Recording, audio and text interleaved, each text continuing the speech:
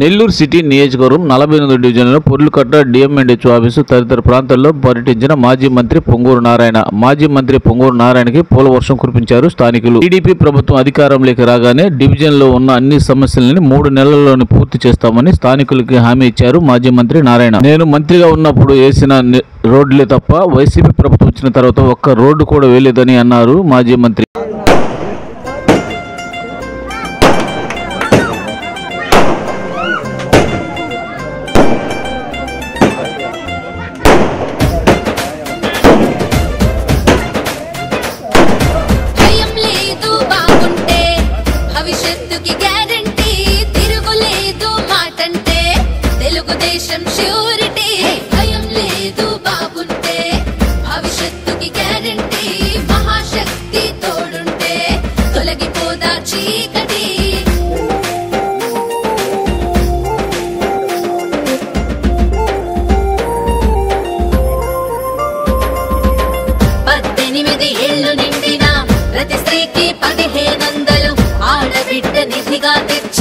అందించే ఆత్మగౌరవం చదువుకునే ప్రతి బిడ్డకి ఏటా 15,000 ప్రతి తల్లికి వందనమంటూ చంద్రన్న.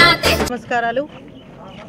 నెల్లూరు నగరంలో మాజీ మంత్రివర్యులు నారాయణ గారు పోటీ చేస్తున్న సందర్భంగా దాదాపు పేదవారు ఎక్కడ నివాసిస్తున్నారో వారి స్థితిగతులు, వారి ఆర్థిక పరిస్థితులు, వాళ్ళు ఏ విధంగా వృత్తులు చేసుకుంటున్నారు అని ప్రతి గడపకి వెళ్ళి దాదాపు వాళ్ళతో ముఖాముఖిగా మాట్లాడుతూ వాళ్ళకు కుటుంబ పరిస్థితులు, వాళ్ళకి ఏమి కావాలి, రేపు ప్రభుత్వం వస్తే ఏ సహాయం చేయాలి అని చెప్పి ఇంటింటికి వెళ్ళి తిరుగుతున్నారు.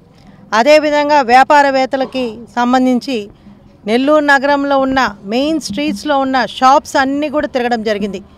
ఈ ప్రభుత్వం వచ్చిన తర్వాత, ఈ అరాజక ప్రభుత్వం వచ్చిన తర్వాత వ్యాపారాలు చేసే వాళ్ళందరూ కూడా ఏ విధమైన ఇబ్బందులు పడుతున్నారు, ఎన్నెన్ని ట్యాక్సులు కడుతున్నారు, వాళ్ళ వృత్తిపరంగా వ్యాపారాలు ఏ విధంగా జరగకుండా ఇబ్బందులు పడుతున్నారని కూడా ప్రతి ఒక్క షాపుకి వెళ్ళి వాళ్ళ విషయాలు కూడా తెలుసుకోవడం జరిగింది. అవతల అపార్ట్మెంట్స్లో ఉన్న వాళ్ళ యొక్క పరిస్థితులు అవన్నీ కూడా వెళ్ళి అడగడం జరిగింది. దీన్ని బట్టి చూస్తే జరుగుతున్న ఈ 3 నెలలలో ప్రచారం ఏ విధంగా ఉందంటే, మేమందరం వెళ్ళినా, ఇటు పార్టీ వాళ్ళు వెళ్ళినా, ఇటు తెలుగుదేశం పార్టీ మహిళలు వెళ్ళినా, ఎవరు వెళ్ళినా అసలు ఎందుకమ్మా మీరు ఇన్నిసార్లు తిరుగుతున్నారు, నారాయణ గారే గెలవబోతున్నారు, నారాయణ గారికే ఓటు వేయబోతున్నాము, మీరు ఇన్నిసార్లు చెప్పని అవసరం లేదు, మేము అందరం డిసైడ్ అయిపోయాము నారాయణ సార్కే ఓటు వేయడానికి అని చెప్పి మేము ఏ డోర్ని నాక్ చేసి అడిగినా అదే స్పందన. ఈరోజు నారాయణ గారు గెలిచారు. నారాయణ గారికి డిసైడ్ చేసేది ప్రజలు ఏం డిసైడ్ చేయబోతున్నారంటే ఎంత మెజారిటీ ఇవ్వబోతున్నారు అనేదే డిసిషన్. కానీ ఏదేమైనా సార్ ఒక ప్రిన్సిపల్ ఉన్న వ్యక్తి, ఎక్కడ ఏ కమెంట్స్ చేసే వ్యక్తి కాదు. కాబట్టి మనం చివరి దాకా ఎన్నికల్లో ప్రజలతో ఉండాలి, ప్రజలతో మమేకం అవ్వాలి, ప్రజల కష్టసుఖాలు తెలుసుకోవాలి. మనం గెలిచామని మనము పోకుండా ఉండకూడదని చెప్పి ఎక్కడ వింగ్స్ అక్కడ ఈరోజు తెలుగుదేశం పార్టీ తరపున అన్ని డివిజన్స్లో కూడా తిరుగుతున్నారు.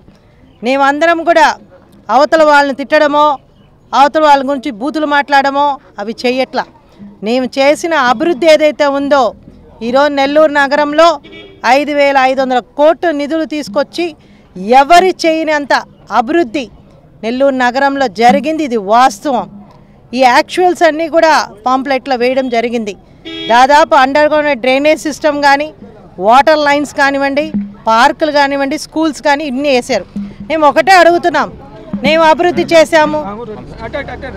సంవత్సరాలు మీరు కూడా చూస్తుంటారు, ఎన్నోసార్లు ఇక్కడ ఉండి నిన్న వెళ్ళిపోయిన ఆ అనిల్ అనే వ్యక్తి ఎంతసేపటికి సవాల్ చేస్తూ ఉన్నాడు, అసలు పోటీకి ఎవరు వస్తారు, అసలు నువ్వేరా పోటీ చేయబోయేది, నీకు టికెట్ వస్తుందా అని. పోటీ చేసేది నారాయణ గారే వాస్తవం. నువ్వు వెళ్ళిపోయావు నరసరాపేటకి.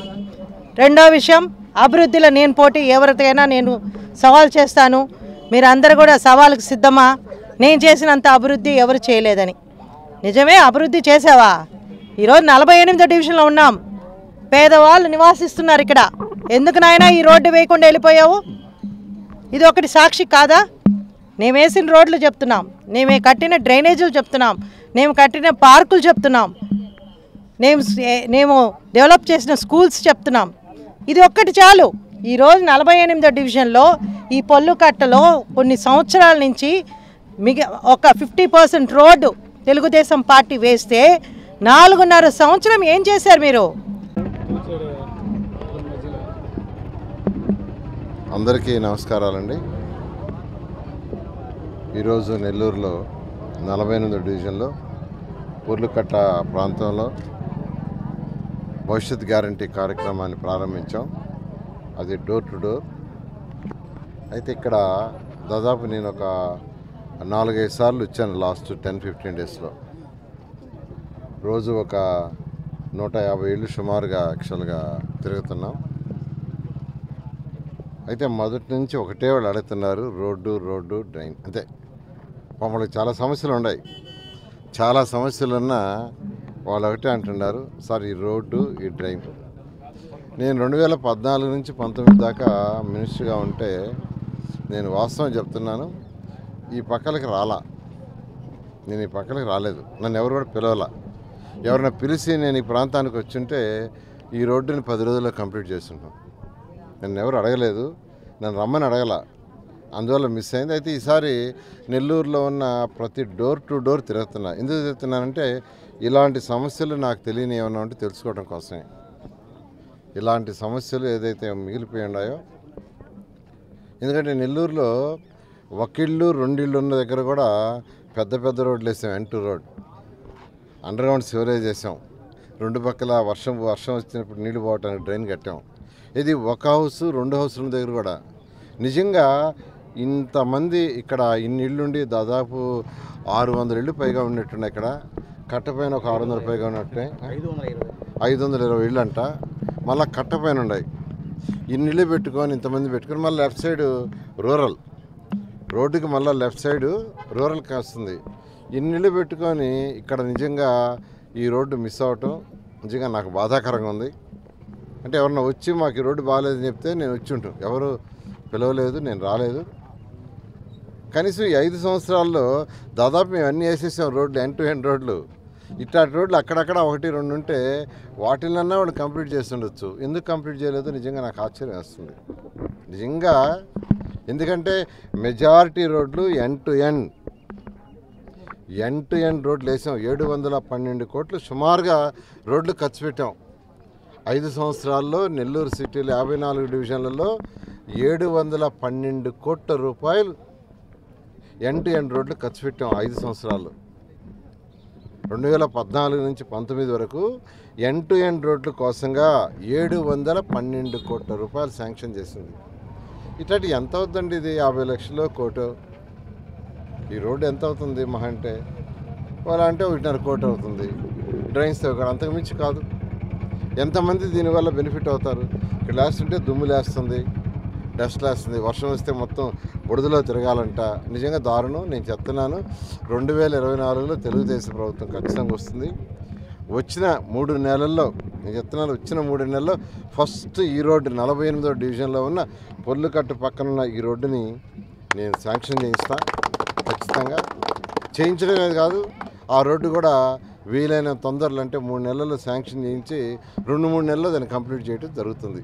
అదేవిధంగా 2 పక్కల డ్రైన్స్ కూడా కంప్లీట్ చేస్తాను. ఎందుకంటే ఇట్లాంటి ఎక్కడ నెల్లూరులో పెద్ద లేవు.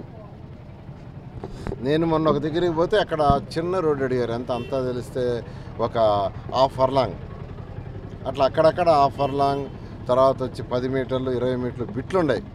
అంటే ఒక రోడ్డుకి జాయింట్ ఆ రోజుల్లో వదిలేసి అట్టే వదిలేశారు. ఇవన్నీ ఖచ్చితంగా చేయిస్తాను. అదేవిధంగా ఇక్కడ ఉన్న వాళ్ళందరి యొక్క సమస్య ఏంటంటే మెజారిటీ చిన్న పనులు చేసుకునేవాళ్ళు, పెయింటర్స్, కార్పెంటర్లు, ఆటో డ్రైవర్లు, లేదా ఇళ్లలో పాసి పని చేసుకునేవాళ్ళు, వీళ్ళందరూ ఉన్నారు. వీళ్ళందరి యొక్క ఆర్థిక స్థితిని ఖచ్చితంగా పెంచాలి. అది ప్రభుత్వం బాధ్యత. ప్రభుత్వం బాధ్యత ఏంటంటే నిరుపేదల యొక్క ఆర్థిక స్థితి పెంచడం 2 రకాలు.